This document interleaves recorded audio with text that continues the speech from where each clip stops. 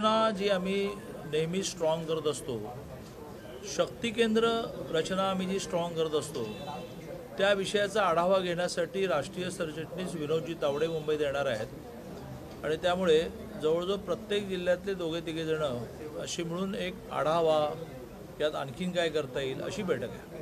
आता आणखी बातमी आली होती की पुणे आणि मुंबईचे शहराध्यक्ष तुम्ही बदलणार, त्याच्यामध्ये काय? आज 1 एप्रिल आहे का? आज 1 एप्रिल नाही आहे ना, त्यामुळे 1 एप्रिलला जशी एखादी बातमी येते एप्रिल फुल नावाची, तशाच प्रकारची ही बातमी आहे. कुठलाही अध्यक्ष मुंबई असो अथवा पुणे असो अथवा आणि कुठलाही असो, बदलण्याचा कुठलाही प्रस्ताव नाही. दादा 20 तारखेला चमत्काराची अपेक्षा आहे का? गुलाल शिल्लक ठेवलाय.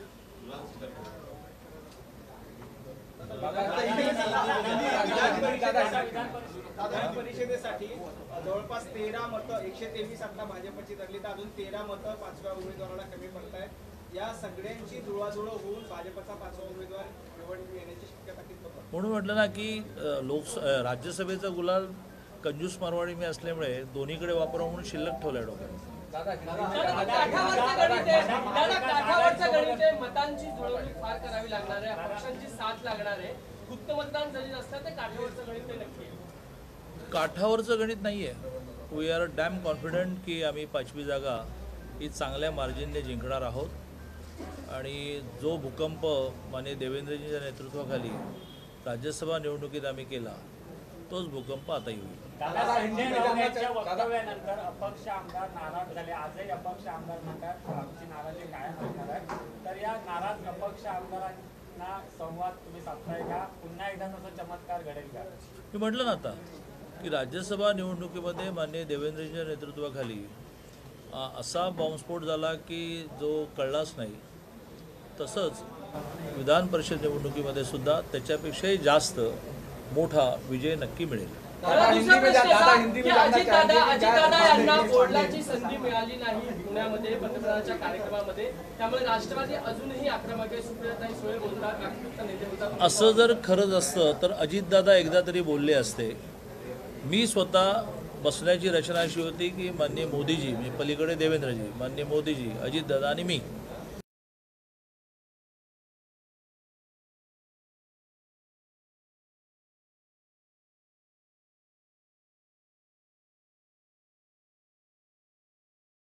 ज्या वेळेला कार्यक्रमाचं संयोजन करणाऱ्याने अनाऊन्स केलं की माननीय मोदीजी बोलतील, त्यावेळेला मोदीजी उठायलाच तयार नाही. ते अजितदादा आणि ते सगळे टी व्हीवर दाखवताय तुम्ही की ते अजितदादांना असं म्हणाले की अरे भाई आप बोलना चाहिए. अजितदादा म्हणाले नाही, मी आधीच सांगितलं की मी बोलणार नाही आहे. आणि तो सगळा प्रसंग आपल्याला टी व्हीवर पाहायला मिळतो आणि मी अगदी शेजारी होतो, म्हणजे असंही नाही की IQ काही आहे. आणि त्यामुळे स्वतः मोदीजींची इच्छा होती की अजितदादाने बोललं पाहिजे, पण त्यांनी म्हटलं की पत्रिका ठरतानाच मी म्हटलं की मी काय बोलणार नाही. फार मोठा गदारोळ पाहायला मिळाला. तो काय काही म्हणजे कशावरून गदारोळ उठेल काही सांगताच येत नाही. तसं मी म्हटलं तसं आता माननीय मोदीजींपेक्षा कोणीच मोठा नाही. ते तोंड देखलं म्हणतो तसं बोलायला निघाले आणि म्हणतात असं नाही, ते उठलेच नाहीत आणि ते म्हणतात अरे भाई आपने पहिलं बोलना चाहिए. राष्ट्रवादी आंदोलन करते आहे, अजितदादा बोलत नाहीये पण राष्ट्रवादी आंदोलन करते, तर अंतर्गत त्यामुळे किनार असतं तुम्हाला वाटतं का? विदिन नाही, मला असं वाटतं की प्रत्येक विषयाला राजकारणाची किनार जोडू नये. हा अतिशय एक नॉर्मल प्रसंग आहे. हां दादा हिंदी में जानना चाहिए.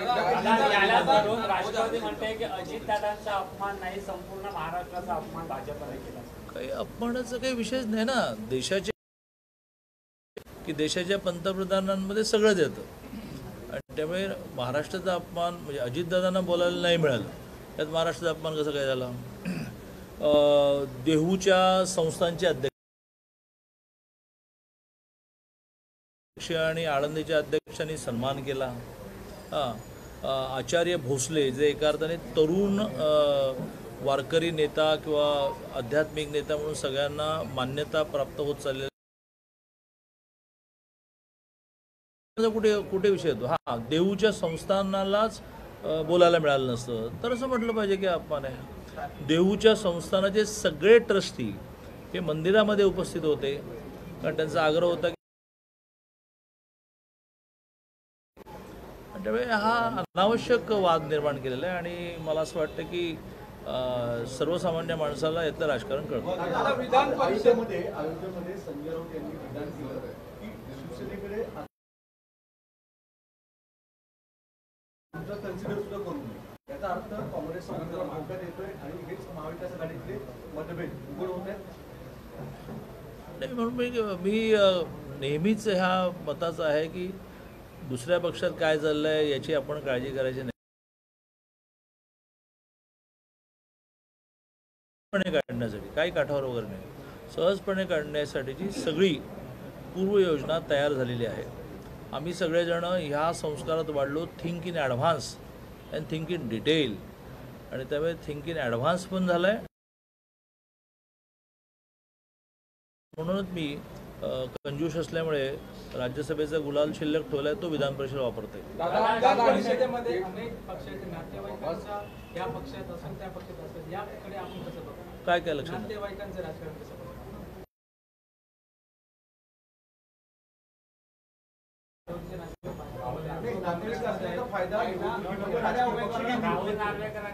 नातेवाईक कोणी कुठे असले तरी पक्षाशी निष्ठा असते. ज्याला लॉंग टर्म काय असतं की गुप्त मतदानात सुद्धा काही लपून राहत नाही, ते कधीतरी राजकारण करायचं असतं, तो असलं काही करत नाही. नातीगोती बाजूला. आणि आमच्या पक्षात तरी विशेषतः आम्ही जे लिहिलं आहे आमच्या मागे की पक्ष प्रथम, म्हणजे देश प्रथम, द्वितीय पक्ष, हा नातेवाईकाचा विषय हा सगळ्यात शेवटी आहे. देश प्रथम, द्वितीय पक्ष. पक्षाशी गद्दारी आमच्या पक्षामध्ये कधी चालतच नाही. काल आदित्य ठाकरे अयोध्येला गेले होते. अयोध्येला काल आदित्य ठाकरे गेले होते. तुमचं काय मत आहे पूर्ण टेम्पलवर? असं आहे की परमेश्वर मानायचा नाही असं म्हणणाऱ्यांबरोबर ते बसलेले असतानाही इतकं परमेश्वर मनोभावे मानतात, हे माझ्या दृष्टीने आज की मीटिंग है, क्या मेन आज की मीटिंग है, क्या क्या आज की मीटिंग ये रूटीन मीटिंग है. हम हमेशा एक चुनाव होने के बाद तुरंत दूसरी चुनाव की तैयारी में लगते हैं. तो आने वाले दिनों में राज्य पालिका, जिला परिषद, पंचायत समिति के चुनाव होंगे. बस देखते देखते लोकसभा की चुनाव आएगी, फिर विधानसभा की भी आएगी. उसके लिए जो फील्ड वर्क हम करते हैं, काफ़ी प्रवास करते हैं, भाषण करते हैं,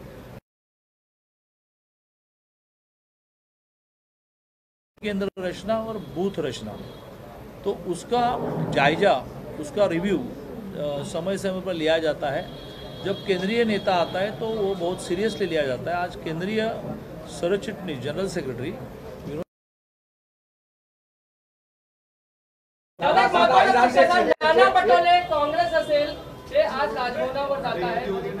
राजभवनावर आज मोर्चा घेऊन जात आहे. त्याचं कारण असं आहे की ज्या पद्धतीने ईडीची कारवाई राहुलांच्या विरोधात सुरू आहे, त्यासाठी हा मोर्चा आहे.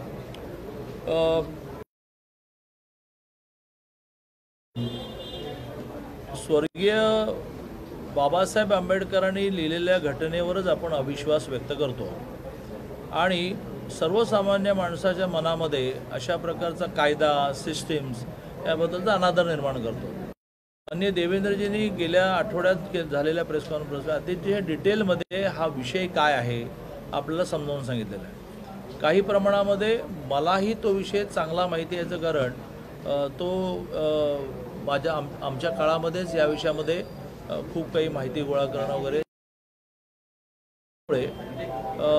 डिटेलमध्ये देवेंद्रजीने जो विषय मांडला आहे त्यातून आपल्याला क्लिअर होईल की चौकशी करण्यासारखं यात आहे. पण आमचं नेहमीच म्हणणं असं आहे की आम्ही चौकशी मागितली आहे का, आम्ही चौकशीसाठी दबाव निर्माण करू द्या. दादा, किस तरीके से कांग्रेस के तमाम सारे नेता और मंत्री लगातार आंदोलन कर रहे हैं मुंबई के भीतर, आज राजभवन घेरने की कोशिश करने वाले हैं, इसको कैसे देखते हैं ईडी को लेकर? मैंने वही कहा कि भारत रत्न स्वर्गीय बाबा साहेब आंबेडकर जी ने जो संविधान का अवमान करना ही है, क्योंकि संविधान के अंतर्गत ही सारे विषय आते हैं ना। संविधान के अंतर्गत ही हाईकोर्ट आता है, सुप्रीम कोर्ट आता है, चुनाव आयोग आता है, सीबीआई आती है, इनकम टैक्स आता है, ईडी आता है।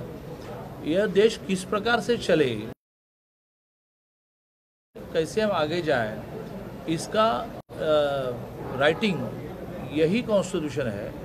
तो कॉन्स्टिट्यूशन में जो प्रावधान है उस पर अविश्वास व्यक्त करने से सर्वसामान्य व्यक्ति के मन में इन सारे संस्थाओं में ये लोग अनादर तो एक अनार्की निर्माण करने का प्रयत्न है, केओस निर्माण करने का प्रयत्न है। लेकिन उनको लोकशाही में अधिकार है अपना अपना मत व्यक्त करने का, आंदोलन करने का। उस पर मुझे टिप्पणी करने की आवश्यकता नहीं। और जो संस्था है, ईडी हो, सीबीआई हो, वो इतनी स्वायत्त है, उस पर मैंने बोलने की कोई आवश्यकता। ईडी लगातार जिस तरह से राहुल गांधी को वहाँ पे 4 दिन मिला के रोजाना पूछताछ करती है, यहाँ पे मंत्री जो अनिल उनसे भी संबंध दिया जाता है। एक आरोप बीजेपी में लगने लगा है कि कहीं ना कहीं एजेंसी का इस्तेमाल किया जा रहा है विपक्ष को दबाने। ये कोई बीजेपी के दिल्ली के पार्टी हेडक्वार्टर से नहीं चलता ना। ये सारी एजेंसी स्वायत्त है और वो अपना अपना काम इंडिपेंडेंटली करती है। कोई केंद्र भी उसको प्रेशराइज नहीं कर सकता। चुनाव आयोग को कोई प्रेशराइज कर सकता है क्या? सीबीआई को कोई, इनकम टैक्स को कोई? और यदि आपको लगता है तो अपने कोर्ट में जाना चाहिए। जब जब आप कोर्ट में गए तो आप हारे हैं। और कोर्ट ने ऐसा है कि मैं एक ही उदाहरण देता हूँ, ज़्यादा समय आपका मैं नहीं गंवाना चाहता, लेकिन अनिल देशमुख जी पर सीबीआई की इंक्वायरी कैसी लगी? सीबीआई की इंक्वायरी लगी, जयश्री पाटिल नाम के एडवोकेट ने कोर्ट में ये दाखिल किया कि भाई मैं पुलिस स्टेशन में जाकर कंप्लेंट देने के बाद कुछ नहीं हुआ। तो आपको याद होगा तो 2 घंटे कोर्ट रुका। कोर्ट ने डोंगरी पुलिस स्टेशन से इंफॉर्मेशन मंगवाई। जब उनको ध्यान में आया कि डोंगरी पुलिस स्टेशन में इन्होंने कंप्लेंट लॉन्च करने के बाद भी कार्रवाई नहीं हुई, तो उसी दिन शाम को 6 बजे कोर्ट ने सीबीआई इंक्वायरी लगाई। सीबीआई इंक्वायरी किसने लगाई? केंद्र ने लगाई। सीबीआई इंक्वायरी हाईकोर्ट ने लगाई। तो आपका हाईकोर्ट पर विश्वास नहीं है? विश्वास नहीं है, इसलिए तो बार बार आप कोर्ट के बारे में बोलते हैं। अरे एक मिनट, अभी इसको समाप्त करें ना। तो इसमें बीजेपी का है, बीजेपी के कार्यकर्ता है या कोर्ट के न्यायाधीश बीजेपी के कार्यकर्ता है? कौन बीजेपी का है? दादा, विधान परिषद को लेकर जिस तरीके से महाविकास आघाड़ी के भीतर एक दूसरे के ऊपर आरोप प्रत्यारोप लग रहे हैं, निर्दलियों को लेकर के जिस तरीके से कमेंट पास किए जा रहे हैं, उसका बीजेपी को कितना फायदा होगा और जो आपस में तालमेल नहीं है उसको कैसे? उसका बीजेपी को फायदा तो होने वाला ही है, लेकिन 5 साल जब मुख्यमंत्री थे तो देवेंद्र जी ने जिस प्रकार से सबको प्रेम दिया, वो प्रेम वोटों में कन्वर्ट होने वाला है। जिस तरह से राज्यसभा चुनाव में एनसीपी ने कोशिश की नवाब मलिक और अनिल देशमुख को वोटिंग कराने की, एक बार फिर कोशिश कर रहे हैं, आपको क्या लगता है? ये कोर्ट मामला है, मैंने उसमें कुछ बोलना ठीक नहीं रहेगा। बाळासाहेब थोरात असं म्हणतात की सर्व आमदारांना ते एका हॉटेलमध्ये ठेवणार की मतांची फाटाफूट होणे, भाजपचाही तोच प्रयत्न. आम्ही फाटाफूट होऊ नये म्हणून ठेवत नाही. तुम्ही राज्यसभेच्या वेळेला पाहिलं तर रिगरस प्रशिक्षण आम्ही करतो आणि त्यामुळे आमच्या 106+6 सहयोगी मतांपैकी एकही मताची कुठे गडबड झाली नाही. आताचं तर प्रशिक्षण जास्त रिगरस आहे, याचं कारण उमेदवार 10 आहेत आणि त्यामुळे खूप प्रशिक्षण द्यावं लागेल. आमचा एकही आमदार कुठे जाणार नाही, काही गडबड करणार नाही, आम्हाला पूर्ण खात्री आहे. आणि तेव्हा आम्हाला काही आमदारांना ते पळून जातील, दुसऱ्याला मतदान करतील म्हणून डांबून ठेवावं लागत नाही. सगळे स्वघोषीने येत आहेत आणि अतिशय उत्तम प्रशिक्षण होणार आहे. अगदी मोकळेपणाने सांगायचं झालं तर आमचे केंद्रीय नेते येणार आहेत पुन्हा एकदा हे आमच्या बूथ रचनेसाठी. त्यांचं एक सेशन त्याच्यामध्ये. दादा, केतकी चेतले के ऊपर अब तक महाराष्ट्र में किसमें? केतकी चेतले जो महाराष्ट्र के ऊपर 20 से ज्यादा FIR और 4 NC अब तक महाराष्ट्र में दर्ज किए जा चुके हैं. राणा दंपति के लिए जिस तरीके से बीजेपी ने आवाज उठाई, उनका साथ दिया, इस मुद्दे को लेकर बीजेपी क्यों शांत है, ये सवाल उठता है. और अगर जो है इतने सारे FIR दर्ज किए जा रहे हैं तो क्या बीजेपी इनके लिए, इनके पक्ष में भी आवाज उठाएगी भविष्य में? केतकी चितले जी ने जो पोस्ट डाली उसका हम समर्थन नहीं करते, लेकिन इस देश में अभिव्यक्ति स्वातंत्र समाप्त हुआ है क्या? किसी ने कुछ कहा तो उसको पकड़कर जेल में डालो, फिर एक ही पुलिस स्टेशन में नहीं पूरे राज्य में अलग अलग पुलिस स्टेशन पर कंप्लेंट लॉन्च दर्ज करो. एक पुलिस स्टेशन के कंप्लेंट से निकले तो दूसरा पुलिस स्टेशन पकड़े, एक महिला को, यानी मैं फिर से ये दोहराना नहीं चाहता कि महिला के बारे में सम्मान वगैरह भाषणों में बोलते हो, तो यदि उन्होंने समझो ये पोस्ट गलत डाली है तो क्या इस प्रकार से लगभग 1 महीने से भी ज़्यादा समय हुआ एक महिला को जेल में रखना, ये किस महिला स्वतंत्र में बैठता है? अजीत पवार के अपमान का आरोप लगाया जा रहा है सर। हो गया अभी मैं बताइए।